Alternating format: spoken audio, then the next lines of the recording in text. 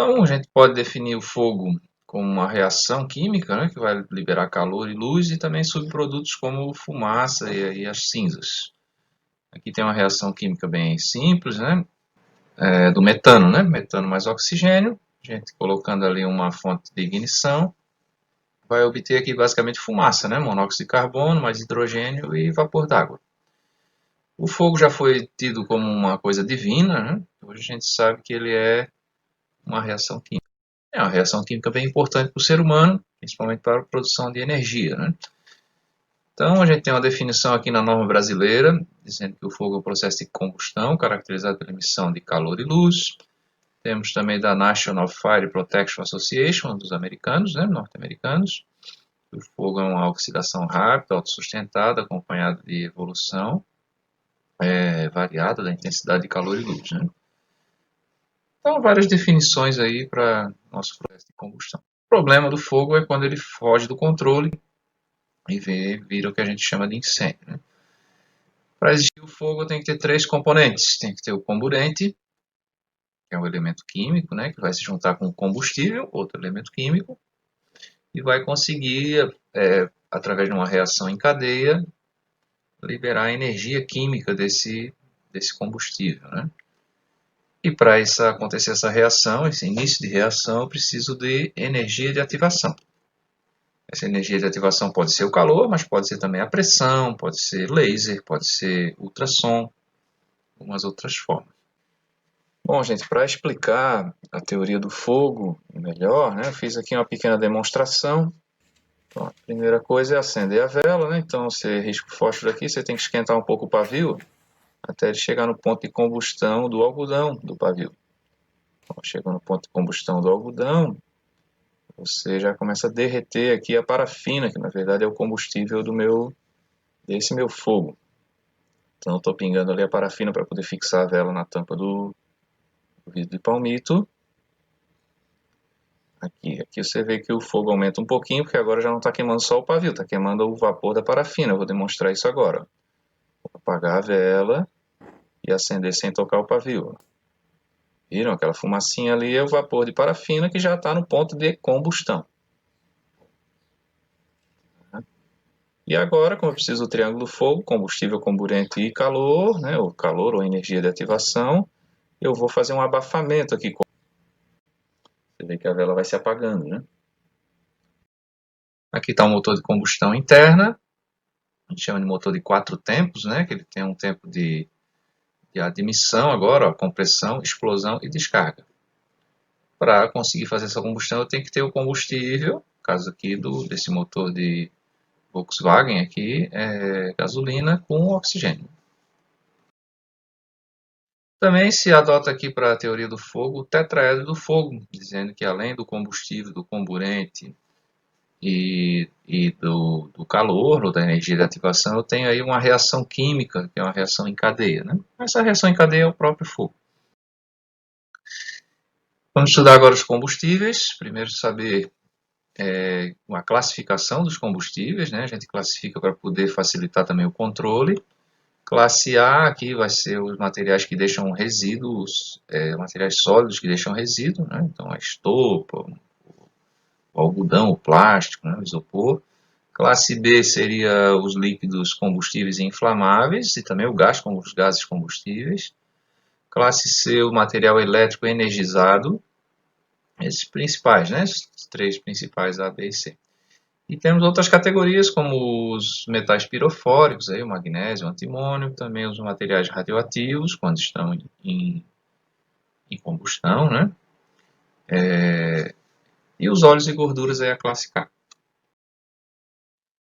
Importante ainda dos combustíveis são as temperaturas de queima, o famoso ponto de fulgor, é a temperatura que o material libera vapores combustíveis, né? Então, no primeiro momento de aquecimento eu tenho os vapores, eu aproximo uma fonte de ignição, e vai ter a combustão. Se eu retirar essa fonte de ignição, a combustão cessa. Então essa temperatura a gente chama de ponto de fulgor. Um pouquinho acima do ponto de fulgor a gente tem o ponto de combustão, onde eu aproximo a chama, né, a fonte de ignição, e mesmo afastando a chama, a combustão se mantém. E o terceiro ponto seria o ponto de ignição, que seria aquela situação onde eu não preciso de uma fonte de ignição, basta eu ter a temperatura. Tá? Então, já no segundo momento, a chama se inicia sem a aproximação da fonte de ignição e se mantém. Aqui em inglês, né? Então, o ponto de fulgor seria o flash point. Quando eu aproximo a chama, ele dá um pequeno flash. Ponto de combustão seria o fire point e o ponto de ignição, kindling point. Veja que o ponto de ignição é bem superior aos outros dois. Né? Esse é o equipamento para a gente mensurar aqui o ponto de fulgor. Então, a gente tem um aquecedor elétrico, põe o combustível ali dentro. Essa haste aqui que a gente tem, na verdade, é um termômetro, né? E aqui eu tenho uma chama piloto. E a gente observa, quando der o flash, né, a gente mede a temperatura, essa temperatura é o ponto de fulgor. Aqui tem algumas substâncias, por exemplo, o álcool 70, né, o etanol, 16 graus positivos. Para a gasolina, 43 negativos. O diesel já precisa de 60 graus positivos para conseguir que o ponto de fulgor. Né? Então, aí a gente diz que a gasolina é mais inflamável do que o diesel. Tá, o querosene de aviação é bem melhor, bem mais alto do que a gasolina. Né? Isso é bom para a segurança contra incêndio. Né? A aeronave. Né? Outra conceito importante aqui para o combustível é a superfície específica, é a área que a gente tem em contato com o comburente. Então, é a unidade de área dividida pela unidade de massa. Então, 1 kg, se ele tiver particulado, né, 1 kg de combustível vai ter mais contato com o ar, mais superfície de contato. Né? No caso aqui, ó, da madeira, 1 kg de madeira e aqui 1 kg de madeira. Então, essa situação aqui tem a mesma massa, mas ele tem mais contato com o comburente, então facilita a combustão. Aqui 1 kg de gasolina, 1 kg de gasolina. Então, ele particulado, pulverizado, vai ter mais área de contato, vai ter uma superfície específica maior e tem uma combustão mais fácil. Aqui à esquerda, a gente vê os armários sobre trilhos, né? E a gente tem um material bem mais compactado, quer dizer, uma superfície específica bem menor, né? Uma maior massa com uma superfície menor. Aqui, o modelo antigo, né? A gente tem prateleiras, tem ventilação, né? Então, tem mais chance do fogo se propagar aqui nesse lado direito. Vou botar um amarelinho aqui. Nesse lado direito, né? Do que aqui no lado esquerdo. Tá? Outra vantagem aqui é que diminui a entrada de oxigênio, porque esses armários têm uma vedação de borracha, né? E também o controle de poeira aqui para o arquivamento. Vamos falar agora sobre o comburente. O comburente é o outro componente químico da combustão, né? Ele vai favorecer ali a reação. E o mais comum é o oxigênio. Onde tiver ser humano tem que necessariamente ter oxigênio, né? Normalmente a atmosfera tem oxigênio onde tem um ser humano, a não ser que eu leve meu próprio oxigênio num equipamento de respiração autônomo. Né? Mas existem outros comburentes, um que a gente vê nos filmes, aí, o óxido nitroso, conhecido como nitro. Posso usar também o cloro, o bromo. Né? No caso da pólvora, aí, uso o enxofre, né, para poder conseguir disparar um projétil sem ter oxigênio. Né? Então, usa-se a pólvora, que tem aqui o enxofre. Agora, falando da energia, né, da transmissão de energia, vamos falar da transmissão do calor. 3 métodos, né? Condução, convecção e radiação. No caso da condução, a gente chama também de contato. A gente vai ter a agitação das moléculas, por energia térmica, e o distanciamento dessas moléculas, essa agitação vai transferir essa energia molécula a molécula. Então, aqui eu tenho a propagação do calor. No caso do incêndio, eu posso propagar aqui do andar de baixo para o andar de cima, por condução aqui pela laje, né? E se eu chegar lá no outro andar na temperatura de ignição, eu consigo propagar um incêndio. Tá? Então aqui seria a condução.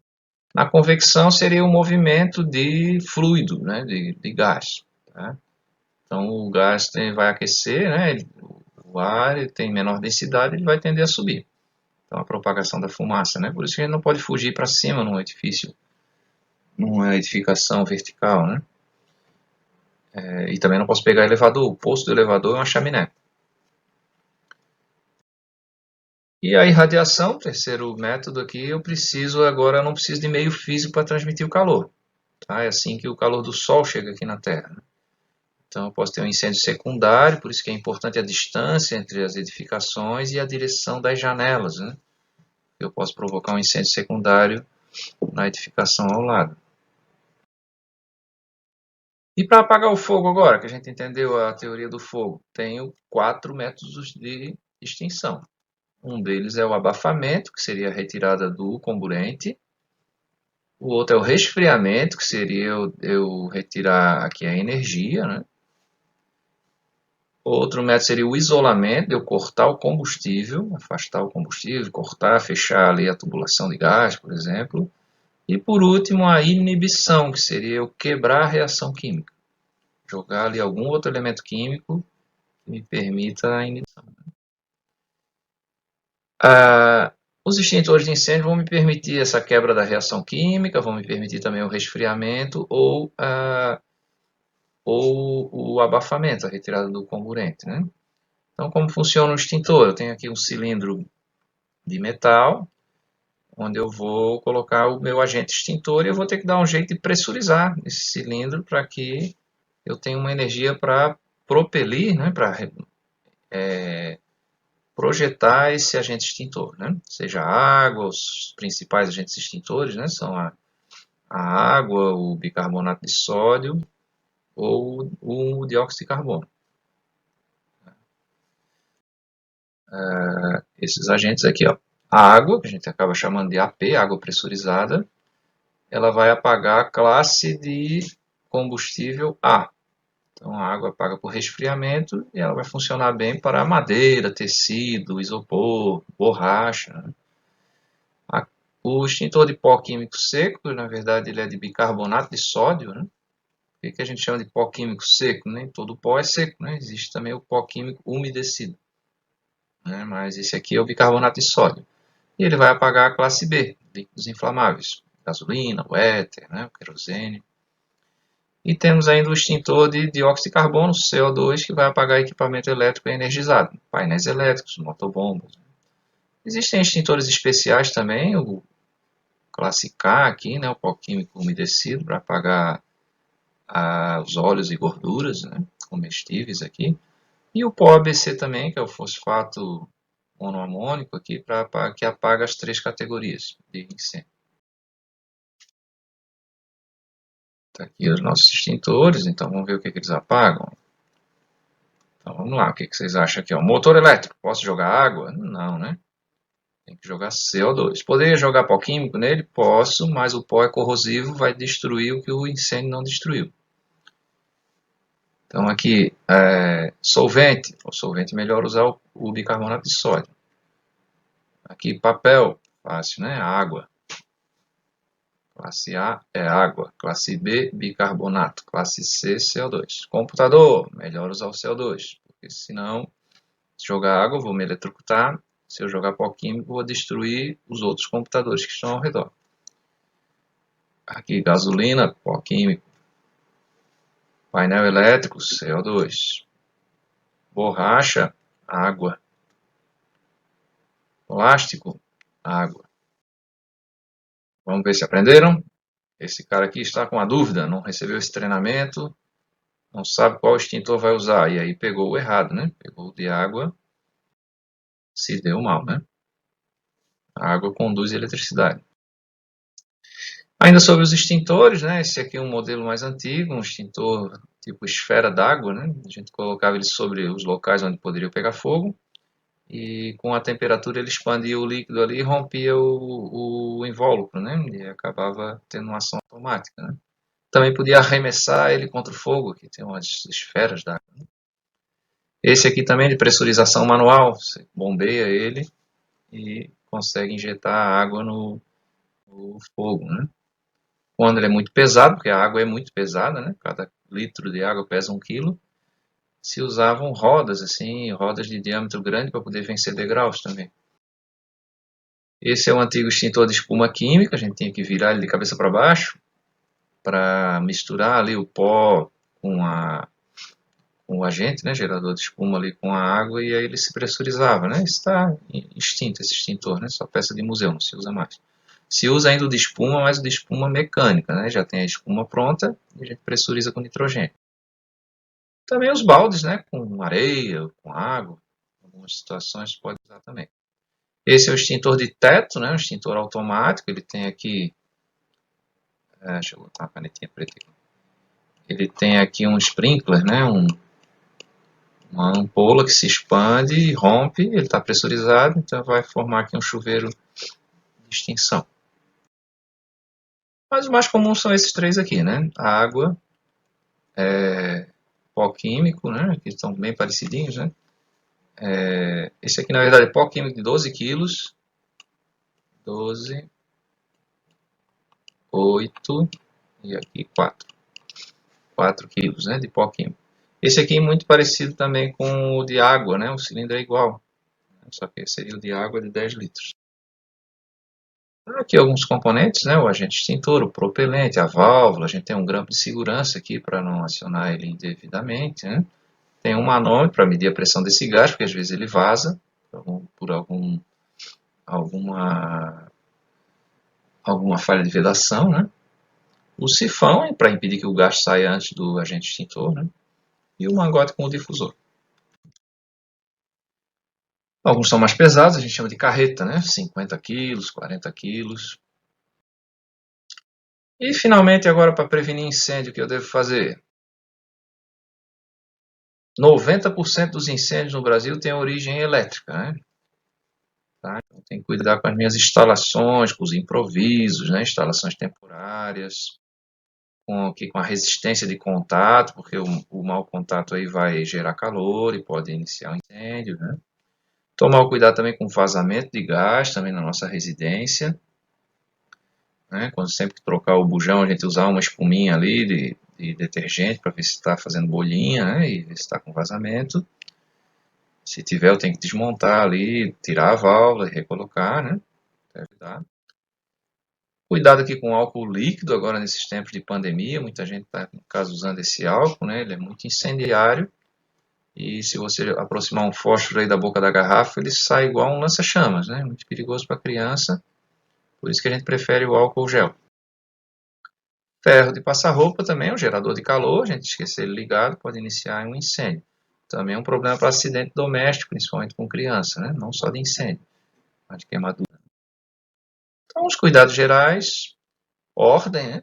Um lugar para cada coisa em seu lugar, ter o cuidado do armazenamento, né? De materiais, de combustíveis também. Corretas instalações, né? Instalações elétricas, instalações físicas mesmo, a construção do prédio. O projeto preventivo contra incêndio, que a gente vai estar estudando na próxima aula. Manutenção dos equipamentos, inclusive os equipamentos de combate a incêndio.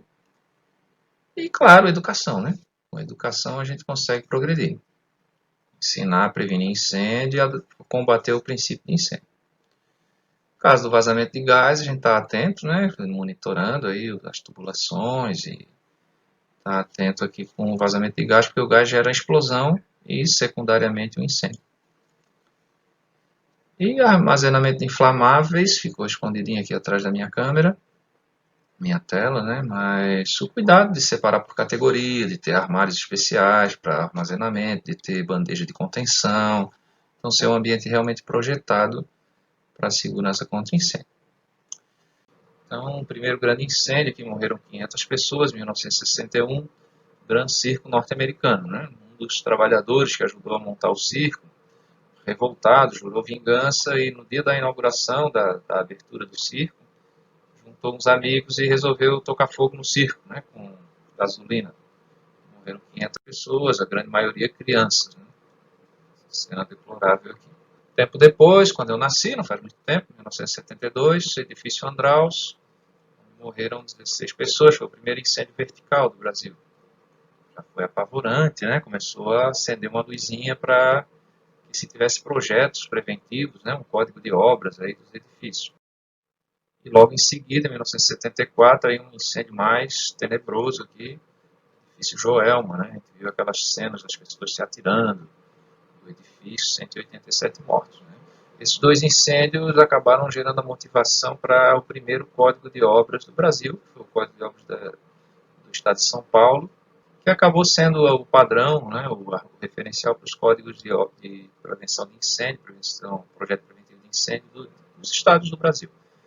Mais recentemente, agora a Boate Kiss, né, tragédia aqui, morreram 242 pessoas, com morte por intoxicação, por fumaça, né, que é um problema sério de saídas de emergência, de ausência de saídas de emergência, né, e superlotação. Essa cena aqui, das pessoas mortas intoxicadas pela fumaça. Agora, em 2018, um prédio abandonado pelo governo, uma antiga sede da Polícia Federal de São Paulo, ocupado aqui com moradores sem teto, né? E acabaram desaparecendo aqui, morrendo, né? 44 pessoas. Esse prédio implodiu com um incêndio, né? Ele tinha estrutura de aço, mas mesmo assim ele perdeu a resistência estrutural, né? Agora, em 2018, também o Museu Nacional. Aqui morreu uma pessoa só, que é um bombeiro civil, que já é um dano grande, né? Mas aqui um grande dano ao patrimônio mesmo, ao patrimônio cultural, né? As obras, as exposições, né? Do acervo, um dos maiores acervos aí do Brasil. E agora, comovente aqui a morte dos jovens aqui no centro de treinamento do Flamengo, também um incêndio em um dos alojamentos. Então, o que chama atenção em todos esses incêndios, né, é a necessidade de um projeto preventivo. Eu preciso ter o que a gente chama aqui de triângulo da prevenção, né? Eu tenho que ter um projeto para que eu consiga comprar e instalar os equipamentos, e eu tenho que ter pessoas treinadas, né, qualificadas para o uso desses equipamentos e também para a prevenção de incêndio. Então, quando a gente fala em projeto, questão do equacionamento, né, dos sistemas preventivos, a aprovação do Corpo de Bombeiros e depois a vistoria feita pelo Corpo de Bombeiros para finalmente a gente, com esse certificado de vistoria, conseguir um alvará de ocupação da Prefeitura, né? Os equipamentos, não só um projeto eu vou conseguir adquirir eles, mas eu também tenho que me preocupar com a instalação, o correto local, né, de instalar, e também com a manutenção, porque esses equipamentos não são eternos, né? A gente tem que fazer recarga nos extintores, teste na iluminação de emergência, reposição de sinalização. A capacitação, a gente tem que fazer uma capacitação para prevenção de acidentes, né, gerar os prevencionistas, prevenção de incêndio, desculpa, o combate ao princípio de incêndio, os primeiros socorros e a capacitação para abandono de edificação, que não é tão simples como sair por onde entrou, né? Sempre a gente pode sair por onde entrou e as pessoas saem todas ao mesmo tempo numa situação de emergência. Então, estaria aqui o nosso triângulo, mais um NABLA, né? Um triângulo de cabeça para baixo, projeto, capacitação e equipamento. Preciso das três coisas. A proteção contra incêndio, né, ela começa aqui com essa divisão entre passivo e ativo. A proteção passiva seria aquela que está embutida na construção em si, os materiais construtivos, as portas corta-fogo, os isolamentos térmicos, né, a própria ventilação natural para o escoamento de fumaça, então, aqui, portas térmicas, pintura para dar resistência ao calor aqui para o metal, pintura especial para, né, as portas corta-fogo. Lembrar que essas portas têm que estar sempre fechadas, mas nunca trancadas, né? Fechada para não deixar circular fumaça. Os materiais construtivos também, por exemplo, as escadas isoladas, né, elas têm que ter o tijolo refratário. E a proteção ativa pode ser duas categorias, a automática e a manual. Então, a automática, esses sistemas que, à medida que o incêndio ocorre, ou que se detecta esse incêndio, eles vão estar agindo, né? Ou as proteções manuais, que é o caso dos extintores, dos válvulas de gás, dos hidrantes, né? Aqui algumas proteções ativas, a detector de calor, sensor de gás, para-raio, ativas automáticas, né? O chuveiro sprinkler, né? Que ele rebenta essa ampola aí vai criar um chuveiro de água, né? Então, e as manuais, aqui os três principais tipos de extintores, CO2, pó químico e a água, hidrantes, né? E, finalmente, a normatização disso tudo, né? Como é que eu vou projetar? O que a lei trabalhista me pede, né, me exige, em locais onde eu tenho trabalhadores, é claro, né, são que os empregadores têm que adotar as medidas de prevenção de incêndio, né? E aí, que normas eles vão usar para isso? A legislação estadual, que é o Código do Corpo de Bombeiros do Estado, né? E as normas técnicas aplicáveis são as normas brasileiras regulamentadoras, que são as NBRs da ABNT. Também tem que ser assegurado que todos os trabalhadores tenham informações, né, treinamento para a utilização de equipamento, para procedimento de evacuação dos locais de trabalho, também dispositivos, conhecimento dos alarmes existentes, né, identificar os sons. E como é que eu comprovo que eu tenho isso? Com um certificado de participação, né, registro de participação. Todos os locais de trabalho, né, tem que ter saídas de emergência, né, com um número suficiente para a gente escoar as pessoas. A gente faz um cálculo aqui para tirar todo mundo em 6 minutos daquele andar. Nenhuma saída de emergência deve ser fechada a chave durante a jornada de trabalho, claro. Né? E elas podem ser equipadas com dispositivos de travamento que permitam a abertura pelo interior do estabelecimento, que a gente chama de barra antipânico, né? Uma barra que quando você encosta, você abre ali a porta. E que normas se usa para isso, para um projeto preventivo? Né? As normas da Associação Brasileira de Normas Técnicas são várias, a gente tem uma para extintores, uma para manutenção dos extintores, outra para equacionamento de extintores, uma para equacionamento dos hidrantes do sistema preventivo, outra para as rotas de fuga, outra para iluminação de emergência, e também as instruções técnicas do Corpo de Bombeiros, tem uma para explicar quais sistemas preventivos é preciso, como classificar o risco das edificações, o sistema de proteção contra descargas elétricas atmosféricas, as rotas de fuga, o sistema de iluminação de emergência, o sistema de alarme e detecção de incêndio, o sistema preventivo por extintores, o sistema preventivo hidráulico preventivo, né, que seriam os hidrantes, também a central de gás, principalmente esses, né, a escada, por exemplo, isolada, né, de abandono, para que eu tenha realmente uma edificação que seja projetada e que seja apropriada para a ocupação humana sem risco.